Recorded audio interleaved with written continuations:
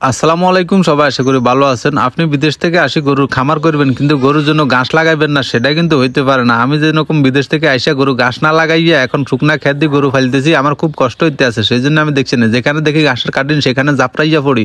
এই যে ঘাসের কাটিনগুলো দেখতেছেন, এখন আমি রাস্তায় যাওয়ার সময় দেখছি যে কোন ভাই বেড়াদার এখানে লাগাই রাখছে। ভাই, আমার ভিডিও দেখলে মাফ করে দিন, আপনারা কইতাম হয় না, কারণ এই যে ঘাসের মালিক আমরা খুঁজি পাই না, অনেকক্ষণ চেষ্টা করছিলাম। তো আমরা এখান থেকে কিছু ঘাসের কাটিং নিয়ে যাইতেছি, যেহেতু আমি ছোট্ট করে এখন গরুর খামার দিছি, আগে কোনো ঘাস টাস লাগাই না। তো এই জন্য আমার বাড়ির পাশে দিয়ে অল্প কত জায়গা আছে, ওইখানে লাগানোর জন্য কিছু ঘাসের কাটিং লয়ে যাইতেছি, যেহেতু রাস্তার পাশে দিয়ে যাইতে সময় দেখতেছিলাম আর কি। তো আমরা এখন যাইতেছিলাম দুইটা গরু দেখার জন্য, ওই গরুগুলা কেনার জন্য যাইতেছিলাম। তখন এই ঘাসের কাটিংগুলো দেখে কি লইয়া লইছি আর কি। তো চলেন আমরা গরুগুলা দেখি, যে গরুগুলো আমরা কেনার জন্য মূলত আসতেছিলাম। আর যাই হোক, যার ঘাস নিয়ে আসছি ভাই, যদি ভিডিওটা দেখেন একটা কমেন্ট করিয়েন যে আপনার ঘাস নিয়ে আসছি, কোনো সমস্যা নেই, তাহলে একটু মনের ভিতরে শান্তি পাবো আর কি। যাই হোক, এই যে আমরা গরুগুলা দেখার জন্য আসছি, এই গরুগুলা দেখছি আমরা, দুইটা গরু, এগুলো আমাদের পছন্দ হয় নাই। তো সেজন্য আমরা আবার বাড়ির দিকে চলে যাইতেছি। আমরা যে ঘাসগুলা লইছি, মানে ঘাসগুলার আমরা কি কাটিং করে কাটটা লাগাই দিমু। আর আমরা চলে এসেছি এই যে আমার এই যে জায়গাটা দেখতেছেন, এখানে কচু গাছ টাছ কিছু পড়ে রয়েছে, অল্প একটু জায়গা, তেমন বড় না। তো আমরা যে ঘাসগুলা নিয়ে আসছি এগুলো এখানে লাগানোর চেষ্টা করবো। যেহেতু এখন পর্যন্ত আমার কোনো ঘাসের জমি এখন পর্যন্ত আমি ব্যবস্থা করতাম পারি না, সেজন্য এই যে বাড়ির আশেপাশে অল্প একটু একটু যা জায়গা আছে এখানে লাগানোর চেষ্টা করতেছি। কারণ 2-4 দিনও যদি খাওয়াইতাম পারি তাহলে মন্দ কি, কারণ একদিনে দেখা যায় যে পরিমাণে দানাদার খাবার লাগে, আমাদের 2-4 দিন ঘাস খাওয়াইতাম পারলে মনে করেন ওই টাকাটা বাঁচে যাবে আর কি।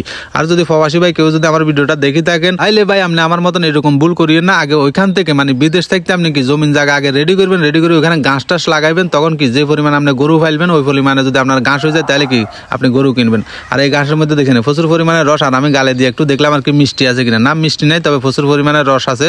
যাই হোক, আমি এখন কি কাটিনগুলো একটু কাটি কাটি ছোটো করে লইতে আছি, কারণ এগুলো বড় বড় ঘাস নিয়ে এসেছিলাম, তো এগুলো একটু কাটি ছোটো করে নি।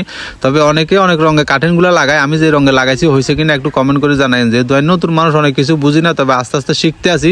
হয়তো কোনো একদিন দেখবেন আল্লাহর রহমত হতে পাবেন এগুলো, এই খামারটা হয়তো অনেক বড় হয়ে যেতে পারে, যেহেতু সবকিছুর মালিক হইলো আল্লাহ তাআলা, যে কোনো সময় যে কাউরে কি যে কোনো কিছু দিয়ে দিত আর কি।